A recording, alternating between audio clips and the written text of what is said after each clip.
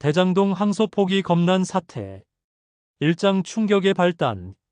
지난 7일 밤 11시 서울 서초구 서울중앙지검 대장동 사건 담당 검사들이 황급히 움직였다. 항소장 제출 마감이 자정이었다. 모든 준비는 끝나 있었다. 항소 이유서도 작성 완료. 내부 결재도 마쳤다. 대검찰청 보고도 끝났다. 이제 법원에 제출만 하면 됐다. 그때 전화벨이 울렸다. 대검 반부패부장이었다. 항소를 재검토하라. 갑작스러운 지시였다. 담당 검사들은 당황했다. 지금 자정 마감인데요? 재검토하라는 게 무슨 뜻입니까? 명확한 답은 없었다. 곧이어 중앙지검장에게도 연락이 갔다. 항소를 하지 마라. 최종 결정이었다. 정진우 서울중앙지검장은 고민에 빠졌다. 수사팀과 공판팀은 모두 항소를 원했다. 대장동 개발 비리 사건, 화천대유 대주주 김만배, 전 성남도시개발공사 본부장 유동규, 이들은 1심에서 실형을 받았다. 하지만 검찰이 원한 형량보다 낮았다. 특히 특정경제범죄 가중처벌법 위반은 무죄, 일반 배임죄만 유죄였다. 추징금도 대폭 줄었다. 검찰이 청구한 7,800억 원, 법원이 인정한 건 473억 원. 엄청난 차이였다. 당연히 항소해야 했다. 수사팀 검사들은 3년을 매달렸다. 밤낮 없이 증거를 모았다. 피의자들을 조사했다. 공판에서 치열하게 싸웠다. 그런데 지금 항소를 포기하라니 이해할 수 없습니다. 강백신 검사가 항의했다. 3년간의 노력이 물거품이 됩니다. 7,800억 원 추징이 사라집니다. 하지만 결정은 번복되지 않았다. 자정이 지났다. 항소장은 제출되지 않았다. 대장동 사건 1심 판결이 그대로 확정됐다. 담당 검사들은 망연자실했다. 도대체 왜? 누가 막은 거야? 의문만 남았다. 다음 날 아침, 검찰 내부망 2+가 뜨거워졌다. 강백신 검사가 글을 올렸다. 대장동 항소 포기 경위를 밝힙니다. 상세한 타임라인이 공개됐다. 11월 3일 수사팀과 공판팀 만장일치로 항소 결정. 11월 5일 중앙지검이 대검에 승인 요청. 11월 6일 저녁 대검 반부패부장이 재검토 지시. 11월 7일 자정, 항소 포기 확정. 법무부 장관이 반대했다고 들었습니다. 폭탄 발언이었다. 검찰 조직이 발칵 뒤집혔다. 정성호 법무부 장관의 개입 의혹, 이재명 대통령 방탄 의혹, 정치적 외압 의혹, 모든 게 한꺼번에 터졌다. 정진우 중앙지검장이 사의를 표명했다. 대검의 지시를 따랐지만 중앙지검의 의견은 달랐습니다. 짧지만 강력한 메시지였다. 검찰 역사상 유례없는 일이었다. 현직 지검장이 항해 사직. 검찰 내부의 균열이 드러났다. 언론이 일제히 보도했다. 검찰, 대장동 항소 포기 논란. 법무부 개입 의혹. 7,800억 원 추징 날아갔다. 정치권도 들끓었다. 야당인 국민의힘이 성명을 냈다. 이재명 방탄용 항소 포기. 검찰이 정치에 굴복했다. 정성호 장관 탄핵하겠다. 여당인 민주당은 반박했다. 검찰의 무리한 기소였다. 항소 기준에 맞지 않았다. 정치 공세를 멈춰라. 대한민국이 대장동으로 떠들썩했다. 이장 검찰의 반란. 11월 10일 일요일. 전국 검사장들이 움직였다. 박재옥 수원지검장을 비롯한 18명. 그들은 검찰 내부망에 글을 올렸다. 검찰총장 대행께 설명을 요청합니다. 항소 포기의 구체적 경위를 밝히십시오. 법리적 이유를 설명하십시오. 집단 행동이었다. 검사장들의 공개 요구. 검찰 역사상 전례 없는 일이었다. 지청장들도 가세했다. 하단미 안양지청장 등 차치지청장 8명. 부치지청장 12명 모두 성명을 냈다. 납득할 수 없습니다. 설명이 필요합니다. 대검찰청 부장들도 나섰다. 그들은 노만석 총장 대행을 찾아갔다. 정례회의 자리였다. 사퇴하십시오. 직접적인 요구였다. 검찰 수뇌부에 대한 공개 반란. 대검 과장들도 똑같이 했다. 평검사인 연구관들도 동참했다. 총장 대행은 물러나야 합니다. 이번 결정은 잘못됐습니다. 검찰 조직 전체가 들끓었다. 김영석 감찰과 검사는 더 강경했다. 머리보다 큰 감투가 눈을 가렸나. 검사로서 양심을 저버렸다. 수천억 배임 피해 환수를 막았다. 신랄한 비판이었다. 그는 22년 동안 대장동 수사를 담당했다. 밤낮 없이 일했다. 피해자들의 배를 가르겠다고 다짐했다. 그런데 지금 모든 게 무너졌다. 항소 포기로 김만 배는 재벌이 됩니다. 몇 년 감옥 살다 나오면 끝입니다. 7,800억 원이 그대로 남습니다. 검사들의 분노가 폭발했다. 같은 날 오후 정성호 법무부 장관이 입장을 밝혔다. 정부 과천 청사 앞 취재진이 몰려들었다. 도어 스태핑이었다. 대장동 사건은 성공한 수사였습니다. 검찰 구형보다 높은 형이 선고됐습니다. 항소 기준을 초과했습니다. 법리적으로 문제없다고 봤습니다. 정 장관의 해명이었다. 저는 신중히 판단하라고만 했습니다. 구체적 지시는 하지 않았습니다. 노만석 대행과 통화한 적 없습니다. 개입 의혹을 부인했다. 하지만 납득하기 어려웠다. 신중히 판단하라는 말. 그게 항소하지 말라는 뜻 아닌가. 기자들이 질문을 쏟아냈다. 장관께서 압력을 넣은 거 아닙니까? 이재명 대통령 방탄 아닙니까? 정 장관은 고개를 저었다. 전혀 아닙니다. 이 대통령 재판과 무관합니다. 정치적 고려는 없었습니다. 하지만 의혹은 커졌다. 정 장관은 친이 제명 인사로 알려졌다.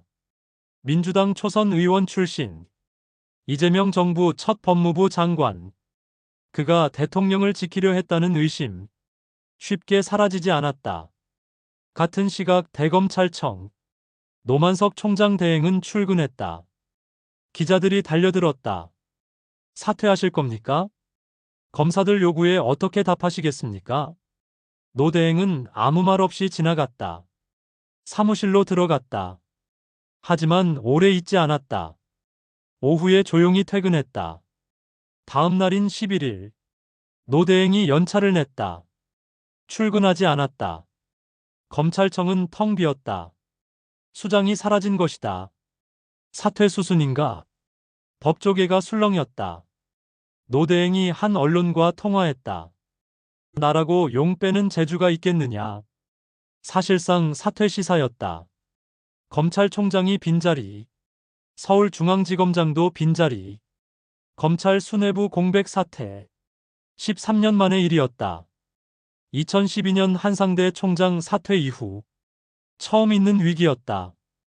검찰 조직이 마비될 판이었다. 정치권은 더 뜨거워졌다. 3장 정치권 격돌. 11월 11일 월요일. 국회 법제사법위원회. 전체 회의가 열렸다. 의원들의 표정이 살벌했다. 여야 공방이 시작됐다. 국민의힘 조배숙 의원이 먼저 공격했다. 7,800억 원 추징이 날아갔습니다. 엄청난 국민 재산 손실입니다. 누가 책임질 겁니까? 곽규택 의원도 가세했다. 정성호 장관이 불법 지시했습니다. 이재명 대통령 방탄용입니다. 대장동 일당에게 돈이 갑니다. 송석준 의원은 이재명 대통령을 직접 거론했다. 2021년 이 대통령이 말했습니다.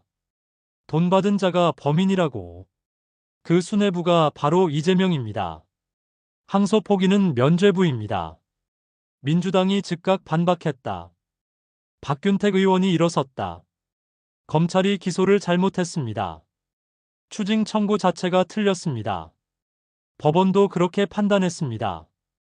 피해액 산정이 불가능합니다. 서영교 의원은 예규를 들었다. 대검 항소 기준을 보십시오. 구형의 절반 미만일 때 항소합니다. 김만배 등은 구형보다 높은 형을 받았습니다. 항소 불필요가 맞습니다. 논리적 반박이었다. 하지만 야당은 받아들이지 않았다. 최혁진 무소속 의원은 과격했다. 노만석은 미친놈 아닙니까? 지금 연가를 낸다고요? 검사놈들 데려다 수사하십시오. 막말이 터져나왔다. 추미애 법사위원장도 가세했다. 연루된 검사들 직무 배제하십시오. 사표 처리 절대 안 됩니다. 변호사 자격까지 박탈하십시오. 강경 발언이 이어졌다. 회의장이 아수라장이 됐다. 고성이 오갔다. 서로를 비난했다. 추미애 위원장이 정회를 선언했다. 40분 만이었다. 제대로 된 논의도 없었다. 정치 공세만 난무했다. 같은 날 오후 변호사 단체들이 성명을 냈다. 한반도 인권과 통일을 위한 변호사 모임. 이재원 회장이 입장을 밝혔다. 전례 없는 항소 포기입니다. 국가가 범죄 수익 환수를 포기했습니다. 법무부 장관이 방해했다면 국정조사와 특검으로 밝혀야 합니다. 법조계도 우려의 목소리. 진중권 전 교수는 SNS에 썼다. 김만배는 몇 년 감옥 살고 재벌됩니다. 7,800억 원 그대로 갔습니다. 이게 정의입니까? 한동훈 전 국민의힘 대표도 나섰다. 검찰이 자살했습니다. 더러운 불법 지시를 따랐습니다. 대통령실, 법무부, 대검 관련자 모두 감옥 가야 합니다. 그는 전 법무부 장관이었다. 검찰을 누구보다 잘 알았다. 이런 결정은 있을 수 없습니다. 명백한 정치 개입입니다. 민주당은 반박했다. 우상호 대통령실 정무수석, 남욱, 유동규, 김만배. 이들은 이재명 낙선에 기여했습니다. 우리가 왜 도와줍니까? 우리는 그들이 망하길 바랍니다. 논리적 설명이었다. 하지만 야당은 믿지 않았다. 선거 끝났습니다. 이제는 대통령입니다. 재판이 문제입니다. 대장동 사건과 이 대통령 연관됐습니다. 공방은 끝이 없었다. 대통령실도 입장을 냈다. 관계자가 말했다. 항소 여부에 관심 없습니다. 그럴 만큼 한가하지 않습니다. 검찰이 구형 실패했습니다. 검찰 내부 문제입니다. 책임을 검찰에 떠넘겼다. 사장 진실 공방. 11월 12일 화요일. 노만석 총장 대행이 여전히 나타나지 않았다. 연차는 계속됐다. 대검찰청은 혼란스러웠다. 지휘 체계가 무너졌다. 누가 결정을 내려야 하나. 중요 사건들이 밀렸다. 보고 체계도 작동하지 않았다. 검찰 조직이 표류했다. 그날 오전 법무부 정성호 장관이 긴급회의를 소집했다. 차관과 실국장들이 모였다. 사태를 수습해야 합니다. 검찰 조직이 마비됐습니다. 대책 논의가 시작됐다. 하지만 뾰족한 수가 없었다. 노 대행이 사퇴하면 누가 총장 대행을 만나. 차순희 대검 차장도 문제였다. 검찰 내부 반발이 워낙 컸다. 누가 맡아도 정상 작동 어려웠다. 한편 국민의힘이 움직였다. 정성호 장관 탄핵안 검토. 최고위원회의에서 논의됐다. 장관이 명백히 개입했습니다. 직권남용이자 직무유기입니다. 탄핵 사유가 됩니다. 나경원 의원이 적극적이었다. 대통령실 개입도 밝혀야 합니다. 명백한 권력형 수사 방해입니다. 국정조사를 추진합시다. 야당의 공세가 거세졌다. 민주당은 방어에 나섰다. 당대표 이재명이 직접 나섰다. 검찰의 조작 수사였습니다. 애초에 기소가 잘못됐습니다. 항소 포기는 당연합니다. 그는 검사들을 비판했다. 집단항명입니다. 조직 기강이 무너졌습니다. 엄정한 조치가 필요합니다. 검찰 내부 반발을 항명으로 규정. 강경한 입장이었다. 같은 날 오후 서울고등법원에 소식이 전해졌다. 대장동 사건 항소심 배당 형사 3부가 맡았다. 부장판사 이승한, 부패 전담 재판부였다. 피고인들은 모두 항소했다. 김만배, 유동규 등 5명. 그들은 형량 불복, 감형을 원했다. 하지만 검찰은 항소하지 않았다. 일방적 재판이 될 판이었다. 검찰 없는 항소심. 이례적인 상황이었다. 법원도 난처했다. 검찰 의견을 들어야 하는데 항소하지 않았으니 절차적 문제가 생겼다. 추징금 문제도 복잡해졌다. 1심에서 인정된 473억 원. 이마저도 흔들릴 수 있었다. 피고인들이 불복했으니 오히려 줄어들 가능성도. 국민 혈세 수천억이 위태로웠다. 전문가들이 우려를 표했다. 이수진 변호사는 말했다. 민사소송으로 가야 합니다. 형사에서 못 받으면 민사로 환수해야 합니다. 하지만 쉽지 않습니다. 형사와 민사는 다르다. 입증 책임도 다르다. 시간도 오래 걸린다. 결국 돈을 못 받을 수도. 한편 대장동 수사팀 검사들. 그들은 절망했다.